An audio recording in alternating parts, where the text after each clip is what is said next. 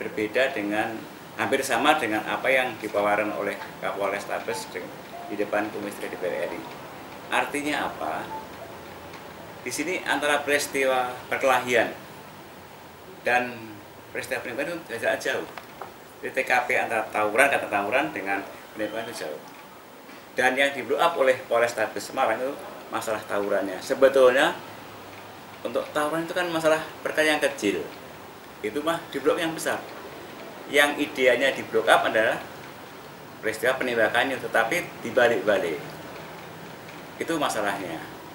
Kemudian sejak awal dulu dikatakan bahwa ada ancaman terhadap polisinya. Ternyata kita lihat di video tadi tidak ada. Karena korban itu naik motor, ditembak 1, 2 dan seterusnya. Sehingga menurut kami tidak pas kalau dikatakan bahwa itu ada perlawanan terhadap korban.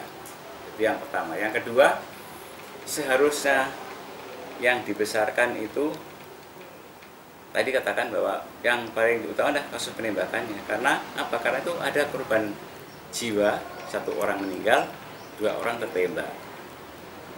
Memang dikatakan bahwa itu sudah ditangani oleh Polda. Dan itu memang betul ditangani Polda. Dan yang agak janggal lagi di sini adalah masalah senjata yang dimiliki oleh korban. Itu kan belum jelas siapa yang beli, kemudian di mana beli. Dikatakan bahwa yang beli adalah almarhum. Kami juga nggak yakin. Karena apa? Karena kalau punya HP almarhum itu sudah kami dapat, bisa dibuka. Siapa yang beli kan lewat Shopee katanya gitu. Sehingga kami belum bisa memastikan apakah betul korban yang beli atau tidak. Itu yang janggal.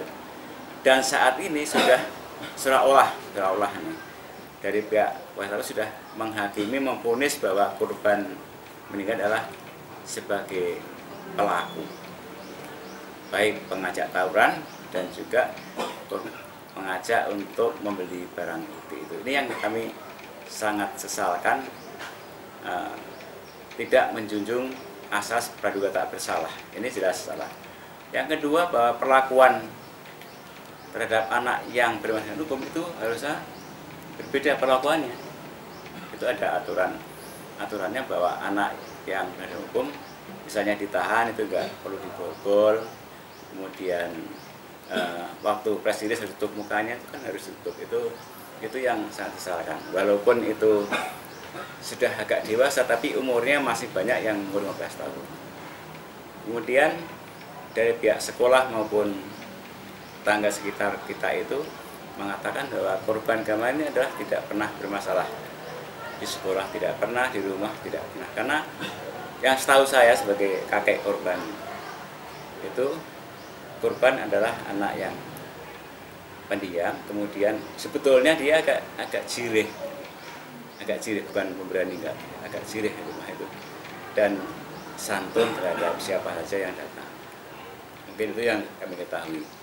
Ada lagi mungkin? Soal ini Pak, tudingan vario Pak, itu kan korban dituding ini ya menaiki vario warna merah. Nah padahal dari keluarga itu sebenarnya itu vario motornya siapa Pak? Nah, ini kami tidak tahu. Tidak tahu ya. Tapi motor yang dibawa korban itu vario atau apa? Vario hitam. Vario hitam ya. Berarti bukan merah ya? Bukan merah.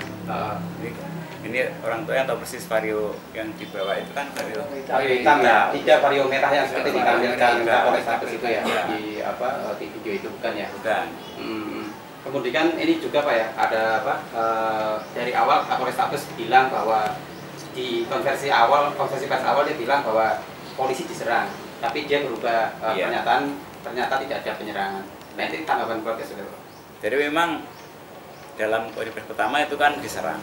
Setelah lihat video faktanya diserang, ini bolak-balik. Jadi ini yang kami sayangkan sebetulnya, kalau dari awal harus tahu persis dulu. Konversi kan bolak-balik, ini juga membingungkan bagi masyarakat termasuk kami.